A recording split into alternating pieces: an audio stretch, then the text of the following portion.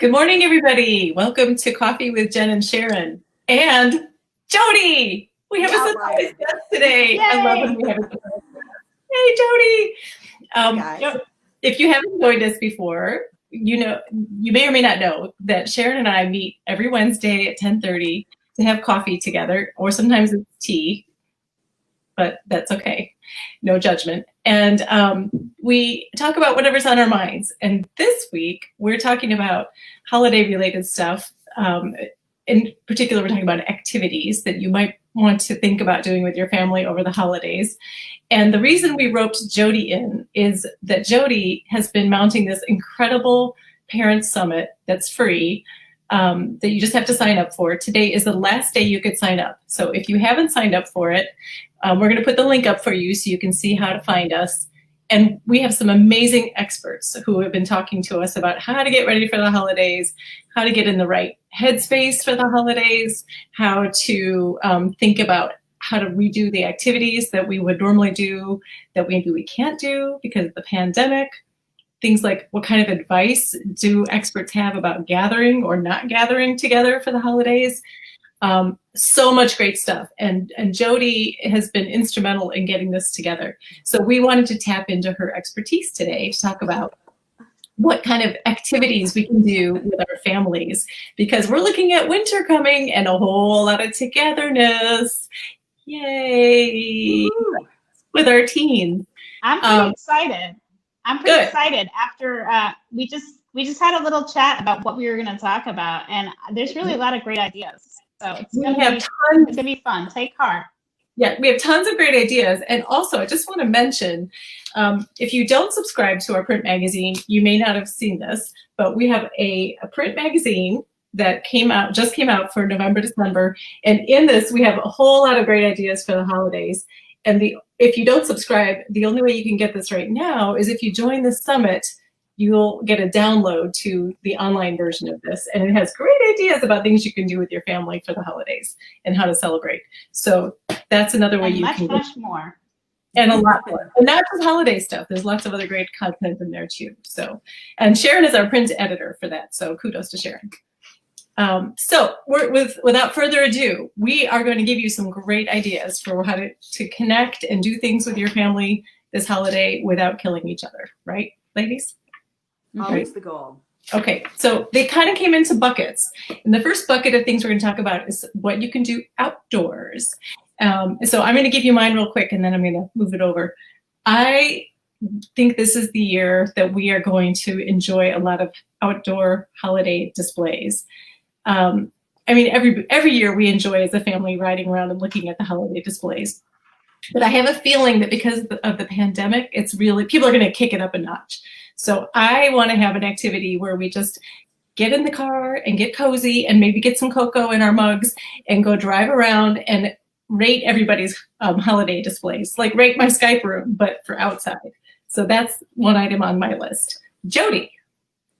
So I love that idea. You could all, and my family is known for being a little bit hyperactive or active. So we tend to spend a lot of time outdoors. Most of it is walking our dog. And although I know it is not totally recommended to get a pet over the holidays, you may want to consider fostering a dog, because that dog will make you go outside regardless of the weather. But we have a lot of fun doing it. We also tend to play some weird sports outside, sometimes paddle tennis, even pickleball, as long as it's not too icy or depending on where you live. But, we will do anything where we can, get outside, except that no one in my family really likes snow so much, but we do not mind being out for the other stuff. So, all right, Sharon, how about you? Okay, so mine is for those who might not be quite as outdoorsy as Jody's family. This has an indoor element to bring the outdoors in. One of the things my family has gotten into are the birds. We wound up putting bird feeders right outside our dining room window, and it's amazing how much joy it can bring you on a cold day to see these colorful birds coming around and enjoying the food. And they're so silly, and they interact with each other. And it's also a way to connect with maybe some of the relatives in your family who also like doing that, maybe, dare I say, the older relatives who are bird watchers, and you can share that with them. And if you have younger kids or teens too, you can also bring in a crafty element by like putting peanut butter on pine cones and putting them out and giving gifts to the birds. So that's one dorky thing that my family will be enjoying with the outdoors. What's next on our list, Jen? I just want to say I love that idea about the birds, and also Sharon and I both have cats, indoor cats, and we love. We bought a cat condo for our cats this year because we've become those people, and we love watching the cats watch the birds. That has become an additional entertainment. Oh yeah, it's a present. It's a present for them too. That's true. It's a present for the whole family. So, okay, next category is how, like, connecting with one another. You know, you can be in the room together and not be connected because you're all on your phones together. We had a great expert, Mark Milstein, who talked about this in our first session yesterday for the Holiday Summit. And I thought, oh yeah, guilty as charged. We'll all sit in the room together on our phones, which is terrible.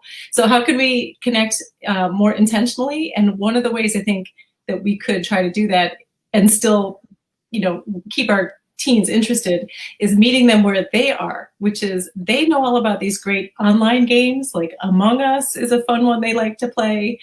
I've heard that online escape rooms are doing incredibly creative things that you can do together from anywhere online, either with your family or maybe even with friends who live distantly. So I am going to make an effort to meet my kids where they are and have them teach us some of their favorite online games. And our production assistant today, Jessica, wrote a fabulous article for us on online games, which I recommend you check out so that you can educate yourself as a parent as to what other options are out there. Jody. So I'm going to break the rules, but I'm going to throw in two really quick ones. So I love meeting my kids where they are, but also I like making them do things or persuading them to do things that they don't think are going to be fun that end up being fun. So two, one would be StoryCorps actually has these already prefabricated list of questions where you can interview people. And it can be even interviewing a sibling, interviewing a parent, interviewing a grandparent. But it turns out that you really learn a lot. And it's a great way, again, if you're not going to be able to be together, then you can still have these conversations. And Sharon, I think, mentioned too that they had done something similar, and then one of their kids turned it into a Kahoots game where everybody had to probably guess the answers to the questions about someone. So, I mean, there's a lot of ways to do that. And then the other thing, and I just read about this, is about maybe we will do for a week, everybody has to write a poem a day. Strict rules, like a haiku that has, or a couplet, a rhyming couplet, but just, to share, and also, to just kind of bring us together and gives a little like, okay, what am I going to do today? And then at dinner, maybe we'll share or something like that. But I think that would be kind of a fun, a way to kind of connect with each other too. That is not, takes us off the screens for a little bit. Okay, Sharon, sorry about that. Okay. Your turn. My connection idea is very old fashioned. I want to make 2020 the year of holiday mail, and not just packages from Amazon, and not just, how many of us are doing holiday cards? I don't know. But I think this is a great year when maybe some of our relatives and friends are feeling isolated, to just send something handwritten, a card, a letter. Have our kids ever written letters? Doesn't have to be long, just like their handwriting. And I also thought about, if there are younger cousins that your teens have, you could send a picture book to them, and then they could connect over Zoom and like read the picture book together, because it's hard when they're little kids that you can't see to feel like you're nurturing that relationship. And another mail idea was just some sort of simple 2020 ornament. I could picture my girls, especially, getting into this, like making a little custom 2020 ornament that's something very light, that we could just mail to each family and, in our extended family, just to have something that connects us in a tactile way. We'll be together. I love that idea. My family used to do a holiday exchange, name draw, and we fell off the wagon with it. We got older and everybody had kids, and maybe this is the year we can bring that back. So then you have a purpose to, as a family to like, what are we going to surprise this other branch of our family with? So that would be a fun thing to do too. Okay, next we're going to talk about my favorite topic, which is comfort. I like to be cozy on these long winter evenings. So one of the things that I think our family would enjoy is, well, last Christmas, we watched on Christmas Day, we just stayed in our pajamas all day and we watched the entire marathon of The Office, the holiday episodes, because there's so many seasons of that show. It was like almost 24 hours of The Office holiday episodes. But we're going to kick it up a notch this year, and we're going to have gourmet snacks. And my good friend Jody sent me a link for something I'm totally into, which is called a hot chocolate charcuterie board. And it comes with all the little fixings, and you create your gourmet hot chocolate. We'll get some gourmet popcorn and whatever else we need to have. And maybe we'll just have snacks for dinner. That is one of my favorite things to do, is just to have snacks for dinner. So that's on my list. Jody, what's on yours for this category? Yeah, so our family is also big on pajamas. I might even indulge in buying everybody some new pajamas for this holiday season. But, I'm really noticing a little bit of like a retro vibe going on. And it seems like every few days or so, I look behind me and there's a game that has been pulled up from the basement from way back when.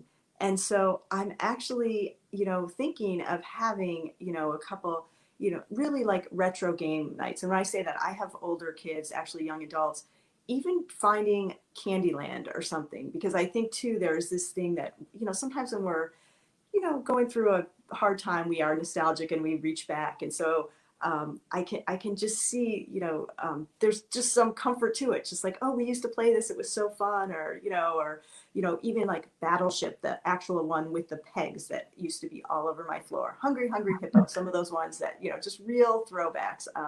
So I think that you can, same with even reading books, how people like to read a book that they've already read, so something, I think that could be a really great, comforting and, fun activity to do.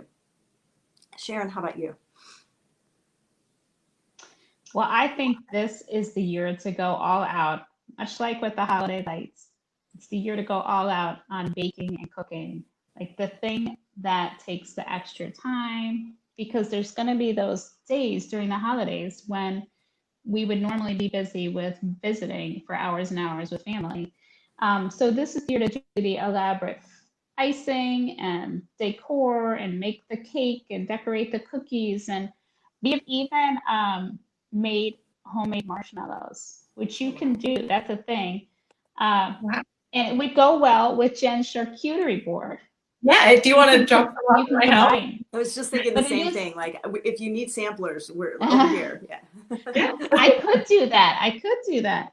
I will you know what I will do? I will I don't have it online, but I'm going to take a photo of the vanilla marshmallow recipe that we have used, and I'm going to post it in the comments after this, because it's delicious, and it's just there's something about the kitchen full of smells and warmth and slowing down in the kitchen that is comforting. So, and you can also post that recipe, Sharon, in the we have a Facebook group just for the people who are coming to the parenting summit. Which absolutely. Jessica, if you're listening, maybe you can put that link up for us one more time for the parenting summit.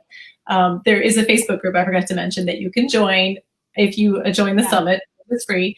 And you can come in. We're talking about things just like this, like what kind of fun recipes do you have for the holidays? So that would be awesome. Yeah. I'm going to move to our final Jeopardy category today, which, by the way, I'm very sad about Alex Trebek. I just want to say that. I love that guy. But so our final category for holiday activities to do with your family and especially with teens, a really good way to get out of feeling sorry for ourselves about how missing the things we can't do is to do something nice for other people. So some volunteering, some outreach, including something for neighbors who are elderly or shut in or whoever.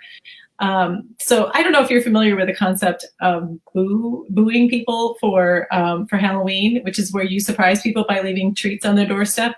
I want to do Ding Dong Ditch for the holidays. I think I'd like to get my kids involved in creating a few little care packages and just leaving them randomly at our neighbor's door and just, ring and run away because you don't want them to even know who it was. It was like little elves crept over and left special gift on their doorstep.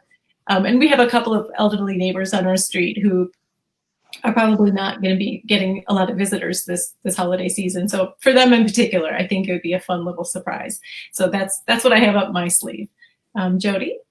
Yeah, I think that sounds so fun. I've been thinking too a lot about reaching out, where just for our kids and all of us, it's been hard to, find time, make time, or be able to reach out and with friends and people who you might not see all the time. And so I was thinking that I was going to encourage my kids to maybe come up with either a cookie exchange or a gift exchange that they could have, with their friends, and they would organize it. Again, we love the activities that take some time and build up, but where they could organize and say, hey, who wants to be in this? We'll do this, and then we can all make individual package and trade, but just a way that gives them a way, since we're obviously, as we've all been saying, not going to be able to have all the friends over down in the basement or doing anything. But this would be a way for them to be able to reach out and be with their friends and still kind of have some of the, the joy of the season together, either with a little gift thing or the cookie trade or whatever. So anyway, all right. What about you, Sharon? Well, at this time of year, and we like to participate in collections of items for people who are in need. And there's a lot of those going around. You'll see the notices for canned goods, for winter clothing, even for toys for children who need a little help. And we could do that, and that's cool. But one way I think we can pump that up and also connect a little bit is to tell people that we're doing it. So it's easy enough to say on Facebook to your locals or your neighbors to say, hey, I'm collecting winter stuff, winter clothing. Anyone have anything? I'll run it down to wherever the drop-off point is. And in my experience, people are so happy to just have an invitation. They have the things on hand already, and you can just multiply your family's efforts by telling other people that you're doing it. So it's a real lift, I think, for everyone at this time of year. I think you could even take it one step further. If you happen to have a teen who is learning to drive or has just gotten a driver's license, that's a great job to give them, to say, once these are collected, can you be the person to take them to the drop-off point? Last year, one of my daughters was taking food packages down to my parents because they were in a retirement community where they couldn't leave for a while because of the pandemic. So we were doing their grocery shopping for them, and she loved the opportunity to get out of the house without us, go for a drive, clear her mind, and drop the things off to my parents. So there are ways to kind of make it a plus for our teens through all of this too.